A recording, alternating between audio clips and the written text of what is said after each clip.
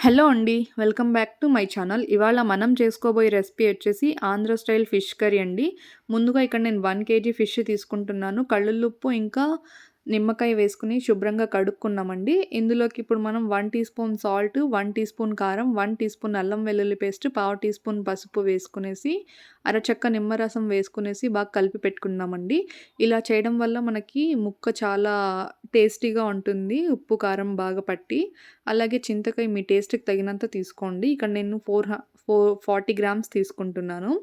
అలాగే ఇప్పుడు మసాలాకి నేనిక్కడ మెంతులు 1 టీ స్పూన్, గసాలు 1 టీ స్పూన్, అలాగే జీలకర్ర 1 టీ స్పూన్, ఇంకా అర ఇంచి చెక్క, 2 ఇలాచీలు, 4 లవంగాలు తీసుకుంటున్నానండి. ఇక్కడ చిన్న వీడియో క్లిప్ మిస్ అయింది. ధనియాలు కూడా 1 టీ స్పూన్ యాడ్ చేసుకోండి. అలాగే బాగా పొడి చేసుకొని ఫైన్ పొడి పక్కన పెట్టేద్దామండి. నెక్స్ట్ పెనం తీసుకునేసి 5 టీ స్పూన్స్ ఆయిల్ వేసుకోండి.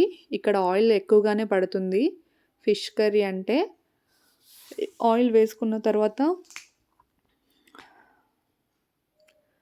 ఆవాలు తీసుకోండి. పావు టీ స్పూన్ ఆవాలు వేసేసుకునేసి సన్నగా కట్ చేసి పెట్టుకున్న ఆనియన్ ఆనియన్ వేసుకున్న తర్వాత దాంట్లోకి మనము కరివేపాకు, అలాగే పచ్చిమిర్చి చీలికలు వేసుకుందామండి. బాగా కలుపుకునేసి కొంచెం ఆనియన్ ఫ్రై అయిన తర్వాత మిగతా 2 ఆనియన్స్ కూడా ఇక్కడ నేను కొంచెం బరకగా గ్రైండ్ చేసి తీసుకుంటున్నాను. ఇది బరకగా గ్రైండ్ చేసుకునేసి ఇది కూడా మనం ముందుగా తిరగబాత పెట్టుకున్నాం కదా! అదే పెనంలోకి వేసుకునేద్దామండి. బాగా కలుపుకునేసినాక 1 టీ స్పూన్ అల్లం వెల్లుల్లి పేస్ట్ ఇక్కడ యాడ్ చేస్తున్నాను నేనింకా. బాగా మిక్స్ చేసిన తర్వాత 1 టీ స్పూన్ కారం, అలాగే సాల్ట్, పసుపు టేస్ట్‌కి తగినంతగా తీసుకోండి. ముందుగా ఇక్కడ మనం కలిపి పెట్టుకున్న ఫిష్ ముక్కలున్నాయి గదా! అవి తీసుకొని పెనంలోకి వేసుకునేద్దామండి. సో, ఫిష్‌ని ఎప్పుడైనా సరే మనం ఎక్కువ కలపకూడదు. ఇక్కడ మనం ఫిష్ ఏసుకునేసి కొంచెం లైట్‌గా కింద నుంచి పైకి అలా అంటున్నానండి. ఇక్కడ చింతకాయ మనం బాగా గుజ్జు తీసుకునేసి చింతకాయ రసాన్ని కూడా ఫిష్‌లోకేసేద్దామండి.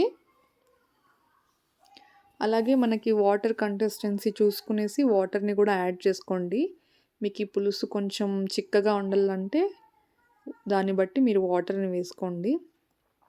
వాటర్ వేసిన తర్వాత ఇక్కడ ఫిష్ బాగా ఉడుకుతా ఉంది. ఫైనల్‌గా మనం ముందుగా రెడీ చేసి పెట్టుకున్న పౌడర్ ఉంది కదా! గరం మసాలా అది వేసేద్దాము. లైట్‌గా అలా కలుపుకోండి మసాలా కలిసేటట్టుగా.